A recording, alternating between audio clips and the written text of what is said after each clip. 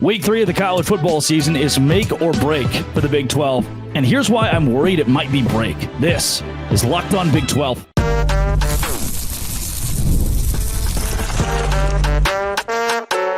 You are Locked On Big 12, your daily podcast on the Big 12 Conference. Part of the Locked On Podcast Network, your team every day. Happy Tuesday, everybody. Welcome into Locked On Big 12. I'm Drake Toll from America's #1 Big 12 podcast, Locked On Big 12. Thank you for making this show your first listen every single day. Today, the Week 3 slate is crazy for this conference, and I don't think that's a good thing. We'll also talk coaching hot seat tiers, whether you're Kalani Sitake or Joey McGuire. Where do you sit in the standing with the rest of the coaches in this league, and who's getting fired? Because a couple of you are probably already on the chopping block. We'll also go into how Deion Sanders is an embarrassment for the conference and for Colorado. And guess what? It's not going to be that hard for me to back up that statement and make it objective. If you hit subscribe, I get to keep my job. Off the riff, the Week 2 slate. I put out 2 pieces of content last week. One about the Big 12 teams that made the conference look really good nationally, those being Kansas State, Oklahoma State getting gutsy wins. You found a way to get it done. Iowa State over Iowa on the road, a top 25 win. I also put out a piece of content about the teams that got embarrassed. Cincinnati losing to Pittsburgh in that fashion. Kansas being stunned by Illinois. The steamrolling that Colorado took to Nebraska. There was a clear defining line between teams that did really well for the league last week and teams that made us look poor. Now, the problem with last week, this is the issue the Big 12 has. The SEC, okay, hear me out. The SEC can really only be set up for failure. Like if they win games, cool, you're an SEC team. You're supposed to do that. If they lose to anybody, get upset by anybody, at that point it's, oh my gosh, the mighty SEC. It just means, like Cal tweeted out, it just means more with their final score graphic against Auburn. You're a joke. For the Big 12, that was kind of the case last week. If you lose to Tulane, everyone points and laughs. If you beat Tulane, everyone says, okay, you beat Tulane. This week, that's amplified. Where last week, there was really no opportunity to make some splash win. Iowa State and Houston were really the only two. This week, there's really only an opportunity for failure. And that's not good. Here's an example. And this is why I don't love the Big 12's non-conference slate. Arizona State going to Texas State on short rest, Thursday game in San Marcos. I've seen G.J. Kinney. I have studied him since he beat Baylor last season. This is a really good Texas State team that killed UTSA last week. Arizona State, also very good. But on short rest against that offense of Texas State, that's not an easy game to walk into and win, especially in San Marcos that now has this new rejuvenated love for college football. UNLV, Kansas. If Kansas beats UNLV, cool. Kansas beat UNLV, nobody cares. If Kansas loses to UNLV, a team that was ranked in the top 25, Kansas, last week, that is when the entire country points and laughs and says the Big 12 is a joke of a conference. It gets worse. And I'm not too doom and gloom about all of this. I'm going to give you some upside here, but here is where the matchups get even tougher for our league. Arizona, Kansas State play on Friday. Whoever loses that game is out of at-large playoff contention. You can't get an at-large bid at that point, most likely, given the fact that neither of those teams will go undefeated in Big 12 play. I don't foresee either the loser of this game going 11-1 this season, with that being their only loss. You've effectively put yourself out of the college football playoff by cannibalizing the Big 12 conference with 2 of your best teams. Utah-Baylor is different. Baylor was never going to make the playoff anyway. Utah was always going to win that game. This one's different because it's 2 contenders playing a non-conference game. Oklahoma State at Tulsa. If you lose to Tulsa, we all point and laugh. Cincinnati, Miami of Ohio. Miami of Ohio is a great MAC team. Cincinnati, not a very good Big 12 team. That's a lose-lose. How about Texas Tech? And again, the slate here really, it's tough. Texas Tech, their entire defense is out next week. They called me. Joey McGuire has my cell phone number. He called me and asked me if I wanted to play cornerback. I had to turn him down. I got a lot of stuff going on next weekend against North Texas. And North Texas has Chandler Morris as its quarterback. That's a very good offense, a sneaky good North Texas team going into Lubbock at 11 a.m. local time. That's a tough spot for Texas Tech. If you lose that game, they point and laugh. West Virginia at Pittsburgh. Pitt's 2-0 all of a sudden, riding the extreme high of the way they beat Cincinnati last week. And West Virginia has 1 FCS win under its belt and a crushing loss to Penn State. There's a world in which that game at Pittsburgh goes in the favor of Pitt. Thankfully, I think Utah. But even this, dude, it's the same thing with Oklahoma State. Utah's going on the road to play Utah State. Why go to Logan? Why are we making this so tough on ourselves? Baylor's playing Air Force, who killed them in a bowl game 2 years ago. This is not the same Air Force team, but this is also not a good Baylor team. That one's in Waco at 6:30 local time. Colorado going to Colorado State. I am absolutely riding Colorado State in this game. Again, only a situation where if you win the game, who cares? If you lose the game, wow, how bad was that, Colorado? And the nation will likely be watching this one on CBS, rooting for Colorado State. Houston and Rice is a funny one. Might be the only game Houston wins this year. BYU going to Wyoming. They say, never play a night game in Laramie. BYU's playing a night game in Laramie. They're 10-point favorites. Wyoming's not good, but worst case scenario, you lose this game. Best case scenario, you win this game, and it's not a very good best case scenario. Then there's probably my favorite matchup of the week, Saturday, UCF at TCU. Who's going to win this game? Can you tell me who's going to win this game? It's a conference game. We can't get around this one. There's no best case, worst case. No, this just rocks. The entire crowd on Fox, the entire crowd at Amon G. Carter is going to be electric. Like TCU has now one of the best student sections in the Big 12. I went to a TCU game 4 or 5 years ago, back in the Gary Patterson era, and I was like, oh, why is nobody here? This stinks. The last few times I've been to Fort Worth to catch a football game, very impressed with the TCU crowd. They have created a new atmosphere in Fort Worth based around this team, even though they weren't good last year. And it's going to be another banger on Saturday against UCF. As for the rest of the league, you have to take care of business.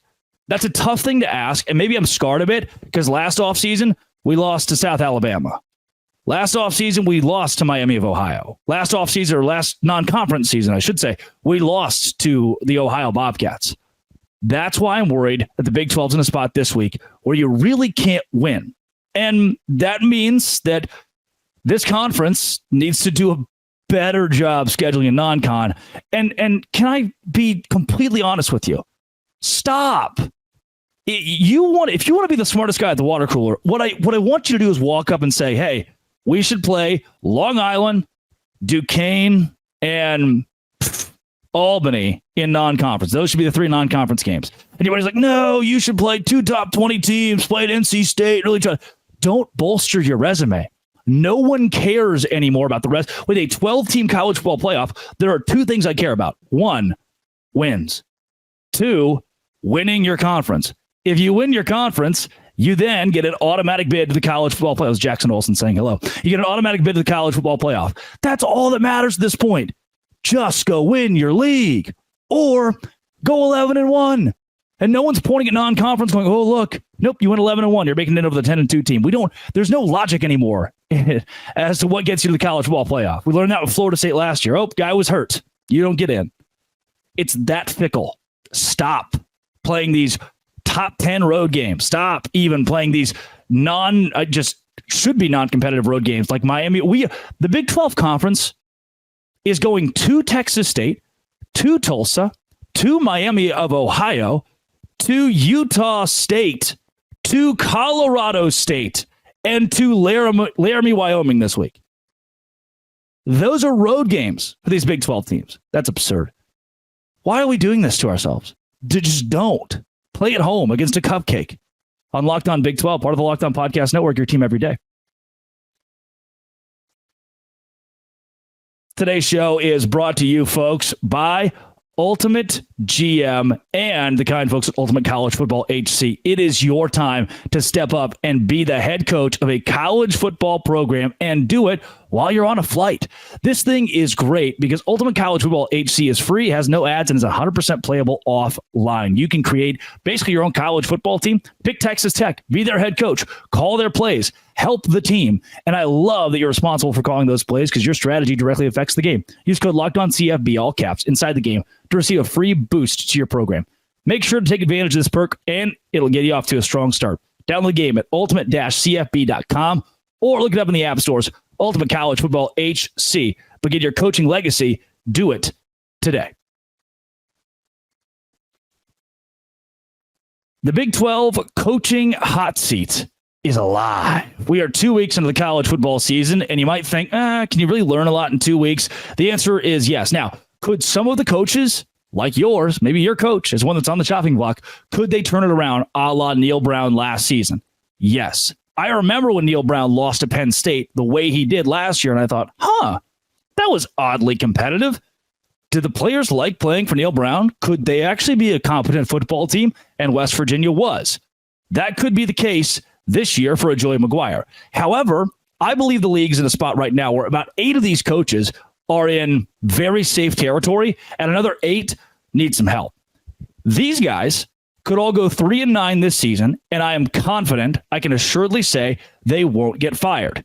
That would be Kyle Whittingham, Lance Leipold, Chris Kleiman, Willie Fritz at Houston. Those 4 guys, they go 3-9, you're okay. Mike Gundy, Matt Campbell, you go 3-9. Brent Brennan at Arizona, first-year head coaches get a free pass to go 3-9, and I think Gus Malzahn too. Those 8 guys are completely safe. A 3-9 season happens in Orlando. Everyone looks around and says, that's not good. But can we fire Gus? Not yet. 3-9 happens somehow. It would be crazy at this point in Ames, Iowa. Can we fire Matt Campbell? Of course not. Those 2 first-year head coaches? Of course not. Mike Gundy has a lifetime contract. Same thing for Kyle Whittingham. Lance Leipold has done immensely good things at Kansas. Chris Kleiman has a Big 12 championship and a very competitive Kansas State team. 3-9 this year is not going to tank him. The fact that half this league is secure, you can't necessarily say that in the SEC. There aren't as many in the SEC lifetime guys, Big Ten lifetime guys. You're seeing those coaches who are, bouncing around, have a couple bad years, boom, you get fired, or boom, you move to the NFL, and now that school is looking for their new guy. Or, oh, wow, this guy is so squarely on the hot seat and has been there like a Beamer or a Pittman for years. That's not what the Big 12 is. We've got half the conference in a spot where you could royally suck this year and still be okay. Then it gets a little tricky in the middle area. And I can't wait to talk about the guys who I do think have a chance of being fired at the end of the year. The middle area, if you go 3-9 this season, I don't know if you're exactly fired. Kenny Dillingham. I don't know if you're fired, but if the conversation's going, we're going to sit down in a war room and say, is Kenny Dillingham the answer? Because, wow, what a hot start to the season beating Mississippi State, and then we finished 3-9. Sonny Dykes, a couple years removed from a college football playoff appearance. If this isn't a good year from TCU, if you finish 3-9, if you finish 4-8, Sonny Dykes at the end of this season could very well be fired. What else? Like, in the same way Dave Aranda, you saw Dave Aranda win, and now the team sucks. If TCU sucks again this year, we all look around and go, he won with another guy's players and a couple of good transfers, developed a quarterback, but now his offensive coordinator's last name is Briles. Feels like half of his coaching staff was at Baylor during the Briles era, already controversial, and we aren't good at football. If that's the case in Fort Worth, Sonny Dykes is in trouble. For BYU, Kalani Sitake, you finish 3-9, there's a split. I know so many people on the program who like Kalani Sitake, who he is as a person, what he represents, and how he is for the university. He's a great figurehead. He's a good coach, too. But he's hitched his wagon to Aaron Roderick. He's hitched his wagon to an offensive coordinator who wasn't good last year. And this year, last week at least, you're like, what is this? We've seen Jake Retzloff be good. Why is the play calling what it is? Why is Aaron Roderick still calling the offense for BYU? It was as if Kalani Sitake postgame was mad, like frustrated with why is this guy still the one that I have calling plays? The Jeff Grimes era was spectacular. Like Jeff Grimes killed it at BYU. Then A-Rod steps up, you become the big guy, and that's what you're going to give me? Now, I know, I've heard the rumors. Oh, well, Jeff Grimes wasn't calling plays at the end of the year. Zach Wilson was your quarterback. You were a top 15 team, and he was a Heisman contender. I don't give a rip. What I'm seeing is, Jeff Grimes didn't call plays. Okay. Well, you think A-Rod's the big mastermind behind Zach Wilson and just lost a touch? I don't think so. If you're BYU and Kalani Sitake, you've got to do something about A-Rod. Texas Tech. It's so frustrating. Because Sonny Dykes, Dave Aranda, and Joey McGuire are all in this category of guys who walked in and did well early, did something in their first couple of years that was really good. A Sugar Bowl Big 12 championship for Aranda. And if you're looking at what Sonny Dykes did, obviously going to the college football playoff, winning a game is huge. McGuire's first season beating Texas, awesome, massive. And now, non-competitive. Like watching the Washington State game, it was like just an incompetent football team, an embarrassment to the Big 12. Everybody's been there in a year where their team sucks. And you go into a game and you think, we're not going to be close, are we? This is just not going to be a fun game to watch. And the fact that that's Texas Tech right now, after the momentum he built on the recruiting trail, again, yeah, sure, your class of 2025 shaping up great, huh? Those kids are 17. They're not winning you games right now. And the kids you brought in for the really good class of 2023, they're not winning you games right now. Not good. These guys finished 3-9 and they're fired. Dave Aranda, Scott Satterfield, buyout's crazy, but we got to do something about Scott Satterfield, please. And Neil Brown. If Neil Brown goes 3-9 this year, smell you, bud. And I know I'm judging him off of one effectively top 10 game, but it was at home and it was dismal. I just wanted West Virginia to win that game so badly. And then another guy if he finishes 3-9, I don't know if Colorado will have the cojones to fire him. I don't know if Colorado's administration will have the wherewithal, the ability, the humility to say, hey, yeah, it's time to move on. But Deion Sanders is in the category of 3-9, and he's got to go, man. He's got to go. Kyle Whittingham, you're safe. Lance Leipold, you're safe. Chris Kleiman, yeah, absolutely. Willie Fritz and Brent Brennan, because you're in your first seasons, you can pretty much do whatever you want. We're going to give you some time. Mike Gundy, lifetime contract. Whittingham's a lifetime contract. Gundy is too. Leipold's probably in that category. I'm not sure Kleiman's there quite yet. Matt Campbell definitely is. And then Gus Malzahn, I still think you're safe at 3-9. You don't get fired at 3-9. Kalani Sitake, Kenny Dillingham, Sonny Dykes, Joey McGuire, you're 3-9. Find it hard to justify keeping you around. Maybe, but hard to justify. Then Dave Aranda, Deion Sanders, Scott Satterfield, and Neil Brown. If you're 3-9, you are no longer coaching in the Big 12 next season. Don't go 3-9, please. Coming up, Deion Sanders is embarrassing. Locked On Big 12, part of the Locked On Podcast Network, your team every day. Today's show is brought to you by 5 Hour Energy. Look, I've been on the road all weekend long in Des Moines, Iowa, working a couple different jobs. How do I stay up to date with all things in the Big 12 as well as my day job? That's with 5 Hour Energy. Grab a 5 Hour Energy shot to stay alert watching all your favorite games. If you stayed up late to see the intense overtime game, take a 5 Hour Energy shot in the morning to start your day off right. Zero sugar, convenient, portable size, perfect pick-me-up for getting stuff done. Also, their website has flavors like watermelon and tropical burst, my favorite being berry. And there's a flavor for everyone. On the site, you even have the option to build your own 12-pack or 24-pack. If you go to 5hourenergy.com, that's the number 5hourenergy.com, and get some 5 Hour Energy product today. You can use my promo code LOCKEDONCFB to receive 20% off your order. This order is only valid until September 30th on one order and cannot be used with other promotions. The code is not good on subscription orders. Go to 5hourenergy.com. Do it today. Deion Sanders should not be the coach at Colorado next year. And it's not stunning. Can we stop? If you click this video, if you're listening to this podcast and you think, he's wrong, this is stupid, this guy hates Colorado, there's a difference. Hear me out. There's a difference in Colorado fans and Deion Sanders fans. Okay? There's a very clear difference in people who have supported Colorado for 30 years of their life, for 50 years of their life, who've had a pretty miserable existence in college football the last 15 years, 2 winning seasons in the last 16. That's not fun. You did not survive the wilderness to put up with that guy.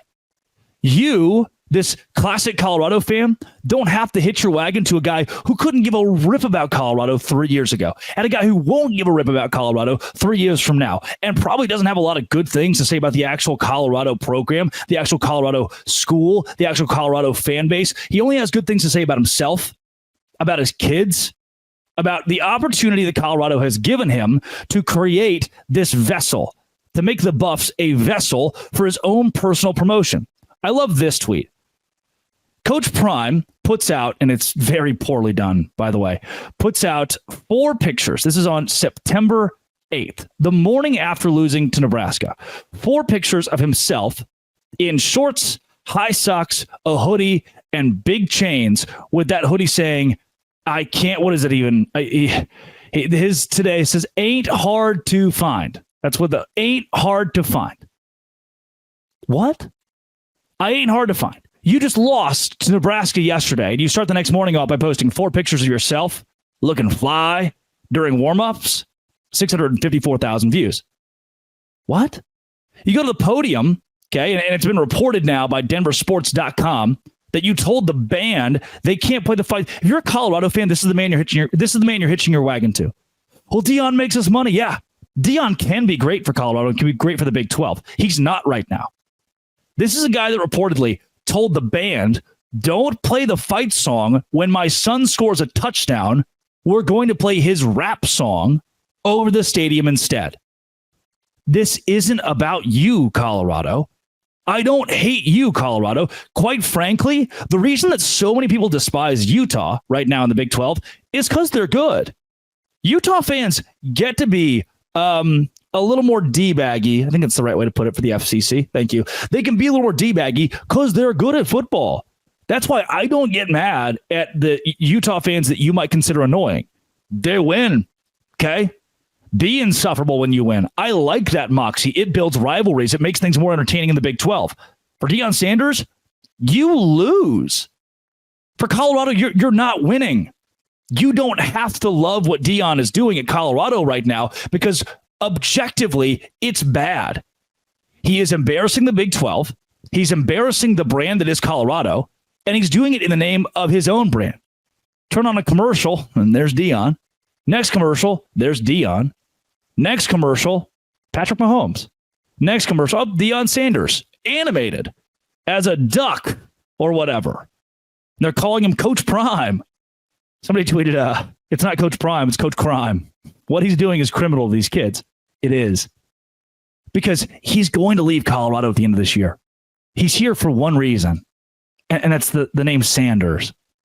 Himself, his kids, promoting that brand, and doing it while losing college football games. Yeah, last year against TCU was cool, man. Dude, the exposure is great. You turn the TV on, and we're all talking about Deion Sanders. Everybody's talking about Colorado. It's not good. Anytime there's a major scandal in college football, everybody's talking about that university. It's not good. And I'm not going to say that Colorado and Deion Sanders, that is a major scandal. That's maybe the wrong comparison, but it's the publicity you're getting. That's what it feels like, is that Deion has done something criminal, and that criminal thing is losing, costing his own program wins because he loves himself and his kids too much. Now, if Deion Sanders won 9 games, 10 games, and that was the storyline, hey, Deion Sanders is cocky, he loves himself, he loves his kids, but he wins, that's good. That's cool. That makes you money as a university and promotes what your university can do in the college football sphere moving forward because the guy can get it done. That's not the case right now for Colorado. Instead, they're going to Colorado State this week in a game that they very well could lose in Fort Collins. And all of America, how does it feel? How does it feel to be like, if you're the U in the 80s, the U in the early 2000s, everyone hates you and you win. That's a great feeling, man. You're the villain. And when the villain wins, that's a great feeling. How does it feel to somehow lose almost every game you play and America still hates you? You're supposed to be this, like, the lovable loser. Oh, yeah, they lose, but we all love them because you can't hate the team that loses. No. You're still getting eyeballs. You're still drawing attention. You're still making money, Colorado. But the toughest question to ponder here is in 6 months' time, when Deion Sanders is no longer your coach, the next guy won't last 3 years because no one competent, no one in college football is going to want to take this job. It was already a really tough job given the lack of success in the last decade plus. And you went with a guy who promised a lot, over-promised, under-delivered. Yeah, you got your money, got some cool swagger, some kids got cars, there's transfers. He's going to leave. Everyone in that program is going to leave. You'll have over 40 kids transfer out, guaranteed. And the next guy's going to come in and look around and say, there's no culture. There never was a culture. I have no roster. The administration is flummoxed. The fan base is now split because there were these diehard original Colorado fans, and there are these Deion Sanders fans. And those Deion Sanders fans might be delusional enough to not support Colorado anymore when Deion Sanders is gone. Just say like, oh, well, Colorado did Deion wrong. He can never succeed there. They're going to find ways to make excuses for a guy that won at Jackson State. He won in a place where you can buy players at the FCS level. You can bring in top talent at the FCS level and win a lot of football games because you're just that much better than everybody else. You've got a very talented family. Not taking that away from you. Pretty good marketing. Not taking that away. And you're running great players there, but you can't just win off talent in the Big 12. You can't just win off talent in Lincoln, Nebraska. Culture. Matt Rule is trying to instill a culture. And Matt Rule is an interesting character. I spent a year around him when he was at Baylor. He's an interesting character, but he had such a game plan. Like I watched a team in Colorado who didn't have a game plan.